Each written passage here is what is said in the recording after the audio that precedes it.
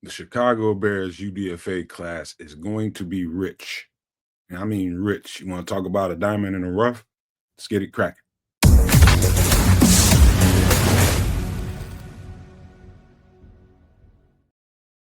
Yo, yo, yo, no maniacs, super no maniacs. Welcome into another edition of Feed the Bears, while I do my job to feed who? You, the Bears, all the good content that I can give you. And today I'm going to take a little step forward. I know where I'm supposed to be right now. I'm supposed to be talking about free agency. We're talking about particular draft picks, whether we're going to keep the 10th pick, all that kind of stuff that everybody's doing ad nauseum. I'm taking a little bit, I'm fast forwarding a little bit because here's what I think. I hope, and this is just my hope, I hope and pray that the Chicago Bears keep a bunch of roster spots open this offseason.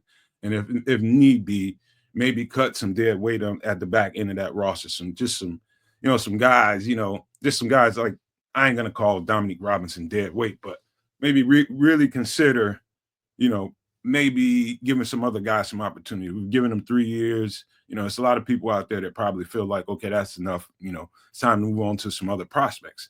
And so, to that effect, I want to say this. This free agency class is going to be super, super, super talented. There's so many guys on my list that I've been covering and just doing work on. And this guy you see on the screen right here, Philip Webb from Jackson State. He's an HBCU kid. Now, let me tell you a little bit about his history. He was a 4 or 5-star recruit that came out of high school, played in the Under Armour game, and so the traits are there. The talent is there. He was highly sought after when he came out of high school. Got signed to LSU, took a scholarship there, went there in his first year. He redshirted. Got on the field in the second year, and he needed some refinement. So basically, he is this overload in talent in LSU. So you got to find your way on the field while you're working on your craft. You got to be able to try to get you some reps in. And he probably didn't see him right away because they've always had talented edge rushers down there at LSU. And so I can understand why he would transfer to Jackson State. Fast forward to Jackson State. Holy crap. I'm telling you guys. Okay, so let me give you guys his measurements. I don't know if I said it at first. He's 6'5", 265 pounds. Let me get that part straight first, because we know if you guys have been paying attention to the shows that we do, the podcasts, these videos that I'm doing right now, I've emphasized many, many times that Dennis Allen has a type, and he fits the bill to a T. 6'5", 265 pounds, powerful, it's versatile. You know what I mean? And you go and look at his stats at Jackson State or LSU. If you go on and look at numbers and analytics, it won't tell you the story. It won't tell you the story, none whatsoever. You're going to have to look at that tape to understand what I'm about to say. Because, you looking at a sack number to determine whether or not this is a good football player, you're sadly mistaken. I'm sorry to tell you. You have to turn on the tape and go check this kid out. It's how he affects the game. And so I was told by a coach a long time ago when I was in college, in order for you have to earn your right to rush the passer. And so doing what you need to do on first and second down to have the right to be able to rush the passer, that's a treat. And so what I'm telling you guys right now is Philip Webb has it all. He has it all, and very likely may not be drafted. And there might be a really good GM out there that sees the traits and sees, the potential and can look forward and project what this kid can be. He might get drafted. I don't know. But in the event that he doesn't, I think it's important for me to stop what I'm doing right now and let you know this is a diamond in the rough. It's a true diamond in the rough. I mean, Philip Webb has it all. I mean, his burst off the ball is almost overwhelming. I mean, for a guy's size, he gets off that ball, and I'm telling you, it's a blur.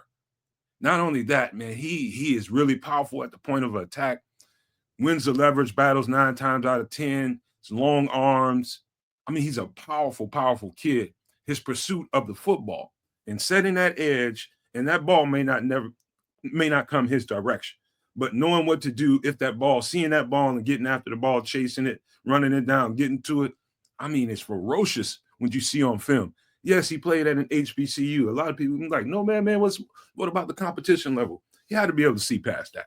You got to be able to see past that. And certain guys have traits and you just look at you use your football IQ and believe your eyes when you see certain things, and you watch this kid play on the film, and you just know it translates.